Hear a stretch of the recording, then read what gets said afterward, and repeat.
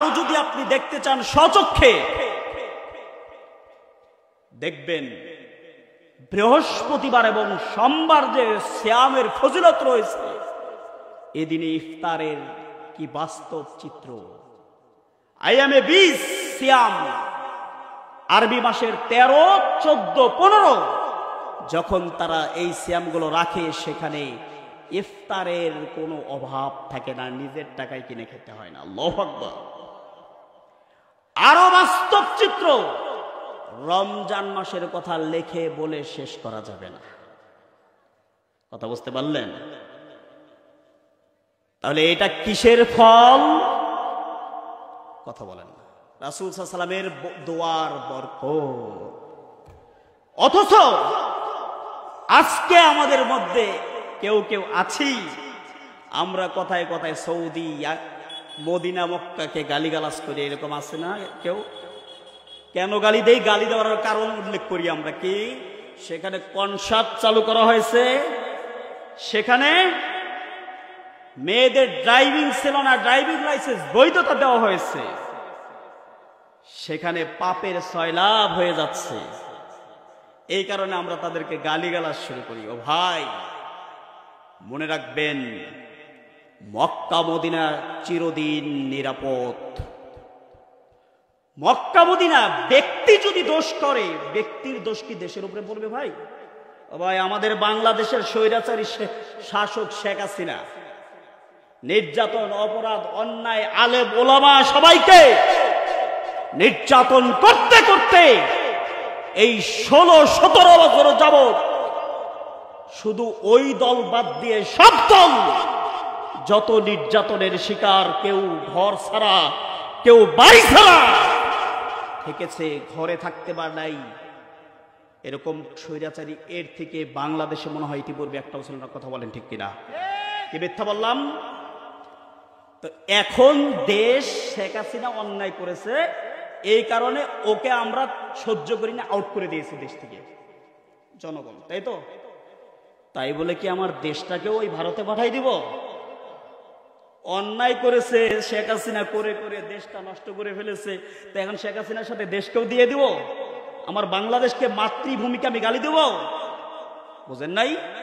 ঠিক অনুরূপ ভাবে সৌদি শাসক অন্যায় করতে পারে, এটা ওর ব্যক্তিগত অপরাধ। অন্যায়ের সয়লাভ বৈধতা দিলে এটা ব্যক্তি অপরাধ।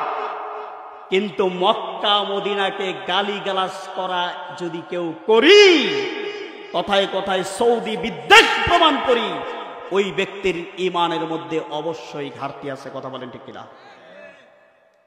বুঝাইতে পারছি? শুধু এটা নয়, ইব্রাহিম আলাইহিস সালাম হাজার হাজার বছর আগে সূরাতুল বাকারা 2 নম্বর সূরা 126 নম্বর আয়াতে দোয়া করেছেন মক্কা নগরীর জন্য। রব্বুল আলামিন বলছে, আল্লাহ ইব্রাহিম আলাইহিস সালাম দোয়া করেছেন, এটা আল্লাহ কোরআনে উঠে ধরেছেন। আল্লাহ বলছেন, রব্বিজআল হাযা বালাদান আমিনাও ওয়ারযুক আহলাহু মিনাস সামারাতি মান আমানা বিল্লাহি ওয়াল ইয়াউমিল আখির। আল্লাহু আকবার বলবেন না? রব্বুল আলামিন বলেন, ইব্রাহিম আলাইহিস সালাম 1450 বছর পূর্বে আল্লাহর কাছে দোয়া করছেন, রব্বিজআল হাযা বালাদান আমিনাও ওয়ারযুক আহলাহু মিনাস সামারাত। ওমার রব, ওমার রব, ওমার রব, এই মক্কা নগরীকে তুমি একটা নিরাপদ নগরী হিসেবে ঘোষণা করে দাও। শুধু এটা নয়, বরং এই মক্কা নগরীর মধ্যে যত মানুষ বসবাস করবে, এই বসবাসরত মানুষগুলো যারা ঈমান এনেছে আল্লাহর প্রতি এবং শেষ দিবসের প্রতি যারা বিশ্বাস করে একদিন মরতে হবে, এই মরণের কথা যারা স্বীকার করে, বিশ্বাস করে, যারা আল্লাহর প্রতি বিশ্বাস করে, রবকে দেখি না কিন্তু এক রব আছে যিনি নিয়ন্ত্রণ করেন, পরিচালনা করেন, এটা বিশ্বাস যারা করে ওই মক্কা ভূমির লোকেরা, আর যারা পরকালকে বিশ্বাস করে রব্বুল আলামিনের কাছে ইব্রাহিম আলাইহিস সালাম দোয়া করছেন, ও রব, শুধু এই মক্কা নগরীকে তুমি পবিত্র নগরী নয়, বরং এই মক্কা নগরীর মধ্যে যত মানুষ বসবাস করবে ঈমানদার, তুমি তাদের সকলের রিজিকের মধ্যে বরকত দিয়ে ভরপুর করে দাও। আল্লাহু আকবার। তাহলে ইব্রাহিম নবী পর্যন্ত আল্লাহর কাছে দোয়া করেছেন।